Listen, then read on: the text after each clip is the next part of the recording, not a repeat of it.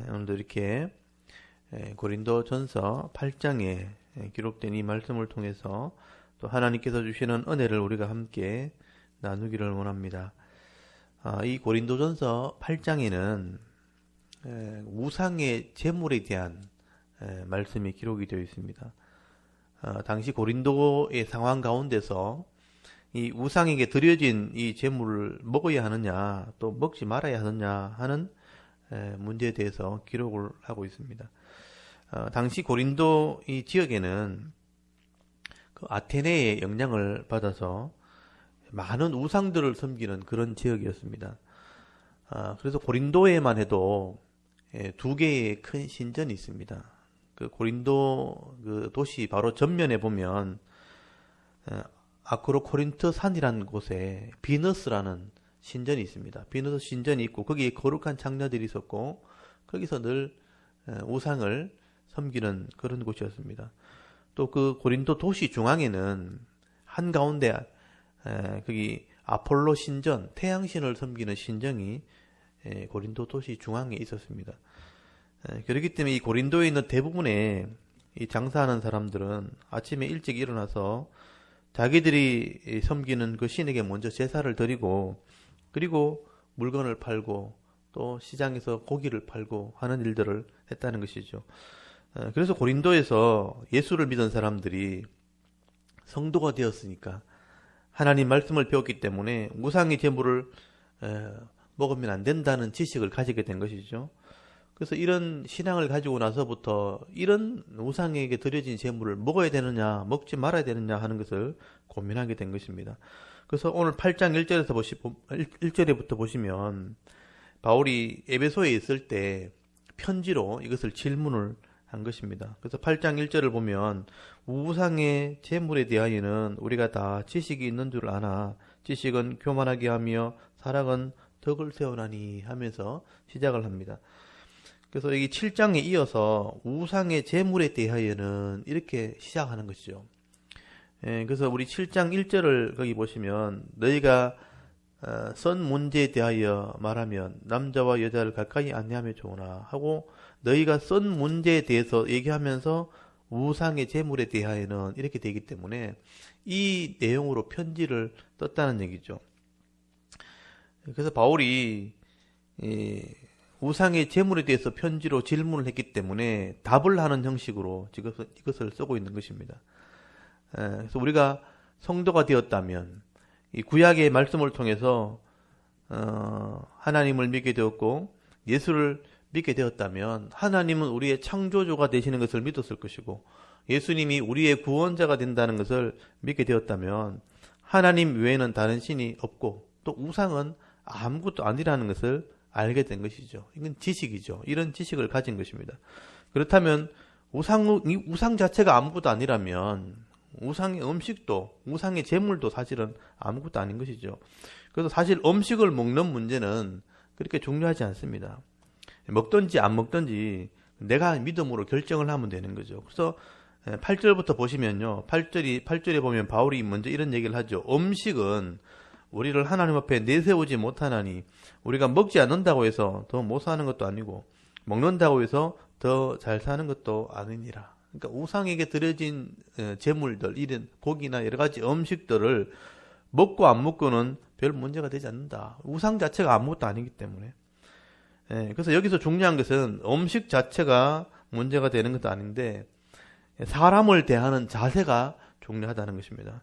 그래서 바울이 먼저 권면하는 것은 뭐냐 하면 하나님을 아는 지식과 예수를 믿는 믿음이 있다고 해서 아직 우상의 제물에 대해서 고민하고 있는, 그래서 먹는 것을 절제를 하고 있는 이런 사람들에게 이런 지식과 믿음 있는 사람들이 왜 그것을 먹지 못하느냐 하면서 정죄를 하거나 책망을 하는 자세를 취하면 안 된다.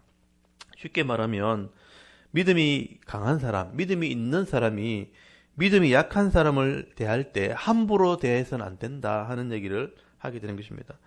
그래서 바울은 이 우상의 제물, 그 당시에 그 상황 가운데 우상의 제물 같이 민감한 문제는 내 지식으로, 내 어떤 믿음으로 다른 사람을 정죄하는 자세보다는, 죄를 지었다고 책망하는 그런 자세보다는 각 사람의 신앙을 이렇게 살펴보는 것, 그리고 각 사람이 맞는 삶의 본을 보여주는 것, 이 신앙의 자세가 중요하다는 얘기를 하게 되는 것입니다. 교회에서는요, 뭐 누가 옳고 누가 그러다 하는 걸 따지기보다는 각자의 신앙을 먼저 세워주는 것이 더 중요하다는 것을 말씀을 하게 되는 것입니다. 그래서 이런 분위기를 가지고 2절을 이래 보시면요, 보십시오. 만일 누구든지 무엇을 아는 줄로 생각하면 아직도 마땅히 알 것을 알지 못하는 것이요. 여기 무엇을 아는 줄로 생각한다는 것은 조금 이렇게 교만한 사람들을 얘기하는 것이죠. 믿음 있다, 나 성경 많이 안다, 이렇게 생각하는 사람은 사실은 알지 못하는 것이다. 또 누구든지 하나님을 사랑하면 그 사람은 하나님도 알아주시느니라. 자기가 뭘 안다고 생각하고 지식이 있는 것으로 판단하려고 하는 것은 사실은 잘못된 것이죠. 하나님을 온전히 아는 게 아닙니다. 하나님을 안다는 것은, 이 하나님을 사랑한다는 것은 결국 하나님 말씀을 실행하는 것이죠. 그래서 이렇게 하나님을 사랑하면 하나님도 알아준다는 말은, 하나님을 사랑한다는 의미가 뭐냐 하면 하나님 마음을 깨닫는 사람을 얘기하죠. 하나님 마음을 깨닫고 하나님 말씀처럼 사랑을 실행하는 사람이라면 하나님이 알아주시느니라.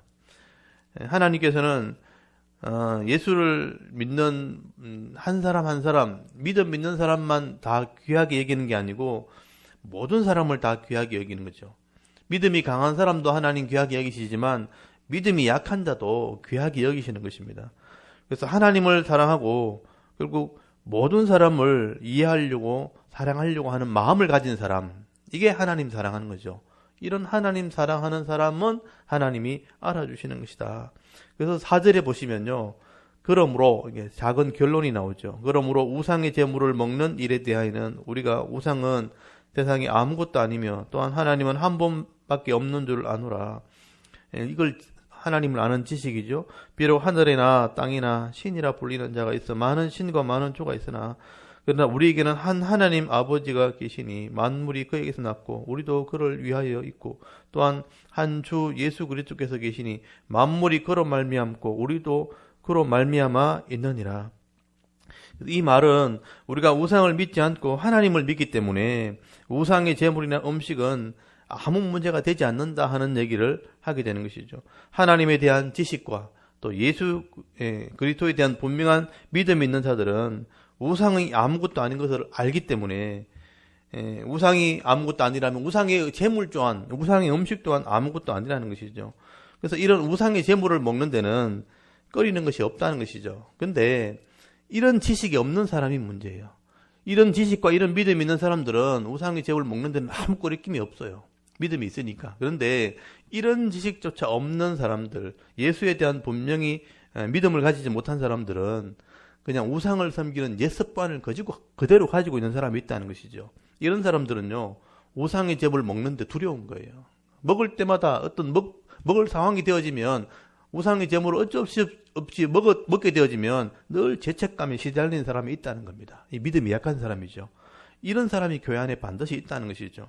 그래서 바울은 이런 예수를 믿기는 하지만 우상의 제물을 먹는 데 대해서 확신이 없고 죄책감이 늘 있는 사람, 이런 사람들이 양심이 약한 사람들이라, 또 양심이 더러워진 사람들이라고 표현을 하게 됩니다. 여러분 7절 한번 잘 보십시오. 그러나 이 지식이 바로 앞에 말했던 하나님에 대한 지식, 또 예수를 믿는 믿음에 대한 지식이죠. 이 지식은 모든 사람에게 있는 것은 아니므로, 여기 어떤 이들은 할 때 이 지식이 없는 사람들이죠.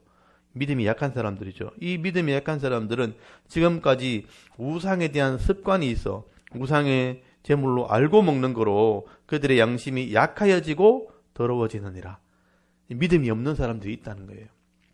그 예수에 대한 분명한 지식과 하나님에 대한 분명한 믿음이 없기 때문에 예수를 믿기는 하는데 옛날 습관이 그냥 그대로 있는 거죠. 우상이 진짜 능력이 있는 것처럼 믿어왔던 그 습관이 그냥 남아있는 거예요. 그래서 어쩔 수 없이 상황에 우상의 제물을 먹어야 될 그 고린도 상황에서 늘 양심이 더러워지고 약한 상태에서 이런 신앙생활을 하는 사람이 있었다는 것이죠. 이런 사람들이 믿음이 약한 사람들, 또 쉽게 말하면 초신자들이라고 할 수 있는 것입니다. 예수를 믿지만 우상의 존재에 대한 그런 두려움을 가지고 있는 사람들이죠. 그래서 이런 사람들이 예수를 믿으니까 예수를 믿는 사람들 중에 믿음 있는 사람들이 보고 이제 책망을 할 때가 있다는 것입니다. 이거 아무것도 아니야. 먹으면 돼. 믿음 있는 사람들은 그렇게 얘기하는데 이 사람들 입장에서는 그렇지 않다는 것이죠. 그래서 이 사람들은 늘 겉으로는 괜찮은 척 함이지만 속으로는 죄책감 속에서 상처를 받으면서 살아가는 것입니다. 근데 문제는 이런 사람들이 믿음 있는 사람과 함께 음식을 먹는 경우가 있다는 것입니다. 그렇게 되었을 때 믿음 있는 사람들이 이런 내 자유나 내 지식이나 내 믿음 때문에 이런 사람들을 함부로 대하지 말아라. 바울이 그런 얘기를 하게 되는 것이죠. 여러분 9절을 한번 보십시오. 그런즉 너희의 자유가 믿음이 약한 자들에게 걸려 넘어지게 하는 것이 되지 않도록 조심하라. 지식이 있는 네가 우상의 집에 앉아 먹는 것을 누구든지 보면 그 믿음이 약한 자들의 양심이 담력을 얻어서 우상의 제물을 먹게 되지 않겠느냐 이렇게 말씀을 하죠. 이게 문제라는 것입니다. 여기 믿음이 있다고 하는 사람들, 지식이 있고 바른 믿음을 가진 사람들이죠. 근데 우상의 집에 앉아서 함께 이제 음식을 먹을 상황이 온다는 것입니다. 고린도 상황에서는 늘 그런 일이 반복되어 왔기 때문에. 그래서 음식을 먹으면서 옆에 믿음이 약한 자들이 있는데 이걸 먹어도 괜찮다면서 막 이렇게 먹고 막 권한다면 이 사람은 겉으로는 막 먹으면서 같이 먹으면서도 속으로는 이거 먹으면 안 되는데 하는 그런 약한 마음이 있는 것이죠. 근데 어쩔 수 없이 먹어야 되니까 담력을 얻어서 먹기는 하지만 속으로는 상처를 받고 실족하는 거예요. 죄책감에 느끼는 거. 나 또 죄를 지었구나 하고 죄책감에 스스로 믿음을 포기하는 상황이 될 수 있다는 것입니다. 그래서 거기 11절에 보시면 그러면 네 지식으로 그 믿음이 약한 자가 멸망하나니 그는 그리스도께서 위하여 죽으신 형제라. 믿음이 약한 자가 나 또 죄를 지었구나. 또 죄니까 나는 안 되는구나 하면서 스스로 자기 믿음을 포기할 상황이 될 수 있다는 거죠.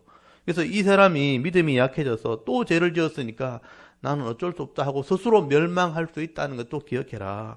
믿음이 약한 자의 마음을 생각해야 된다. 그래서 네 자유가, 네 지식이, 네 믿음이 다른 사람의 상처를 준다는 것은 잘못된 것이다. 그래서 우상의 제물 먹는 것은 문제가 되지 않지만 사람을 지적하는 것이 되면 문제가 될 수 있다 하는 얘기를 하게 되는 것이죠.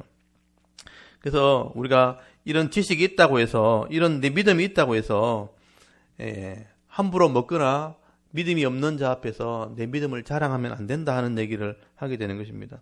그래서 우리가 음식은 우상의 제물이든 마음대로 먹는 것은 자유지만 상처를 주는 일이 있다면 나는 이 음식을 먹지 않겠다. 바울의 신앙 고백이죠. 그래서 마지막 결론이 뭐냐 하면 13절에 보시면 내가 이런 우상의 제물이라든지 이런 음식이라든지 우리나라 환경 같으면 뭐 술을 먹는 문제 이런 여러 가지 이제 상황이 있을 수 있겠죠. 이런 것들은 나는 할 수 있지만 다른 사람에게 상처가 된다면 나는 하지 않겠다. 절제하겠다.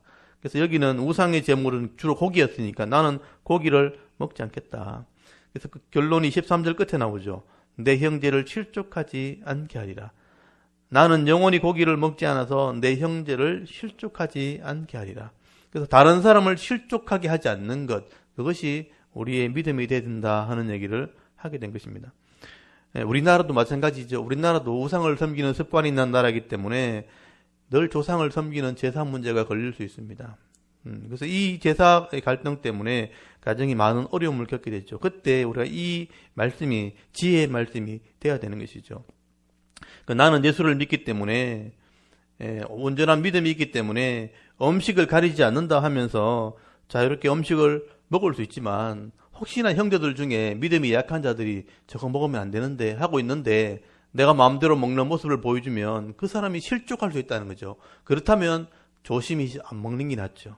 또 반대로 나는 예수를 믿으니까 음식을 절대로 먹지 않습니다 하고 서로 내 믿음을 자랑하다가 결국은 형제들하고 갈라서게 되어지고 좀 먹어주면 될 텐데 내가 믿음 있는 온전한 믿음이 있는 것만 생각하고 형제를 서로 갈라서게 만든다면 그것도 지혜롭지 못한 것이죠.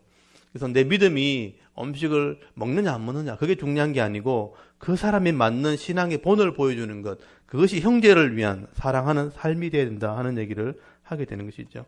비단 이 음식의 문제, 이 우상의 제물의 문제뿐 아니라 여러 가지 신앙의 모습 속에서 서로 이렇게 의견이 다를 수 있습니다. 은사한 문제가 될 수도 있고, 또 신앙의 교리 문제가 있을 수도 있고, 정치적인 문제가 있어서 서로 부딪히게 될 때 내가 맞나 네가 맞나 이걸 따지기보다는 사람의 이 신앙을 존중히 여기는 마음, 그리고 사랑으로 덕을 세우는 것, 그것이 더 지혜로운 것이다 하는 얘기를 하게 되는 것입니다. 그래서 내 지식보다 사람에게 사랑을 베푸는 것, 그게 더 우선이라는 것입니다. 내 믿음보다 사람을 더 우선하게 되는 것, 그것이 더 중요하다는 것이죠. 그래서 이 바울의 마지막 결론 13절 끝에 말씀을 잘 보십시오. 나는 내 형제를 실족하지 않게 하리라. 내 믿음, 내 지식이 다른 사람을 실족하게 한다면 나는 자제하기도 하고 그 사람을 위해서 섬기는 삶을 살게 될 것이다. 이게 옳은 신앙이다라고 이야기를 하게 되는 것이죠. 오늘도 내가 알고 있는 이 신앙의 지식이 다가 아니고요. 내가 온전하지 않다는 것을 인정한다면 사랑으로 덕을 세우는 그런 삶을 살아가야 되는 것입니다. 믿음 있는 사람도 믿음 없는 사람들을 존중히 여기는 그런 마음이 있어야 된다. 사랑으로 덕을 세우는 것이 우리 신앙이 되어야 된다 하는 얘기를 하게 되는 것이죠. 오늘도 이런 믿음을 가지고 많은 사람들을 또 전도하게 될 때, 또 신앙의 본을 보게 될 때 하나님 앞에 영광이 되어 살아갈 수 있는, 다른 사람에게 은혜를 끼치며 살아갈 수 있는 저와 여러분의 오늘 하루 삶이 될 수 있기를 주의 이름으로 축원합니다. 아멘. 잠깐 기도드리겠습니다.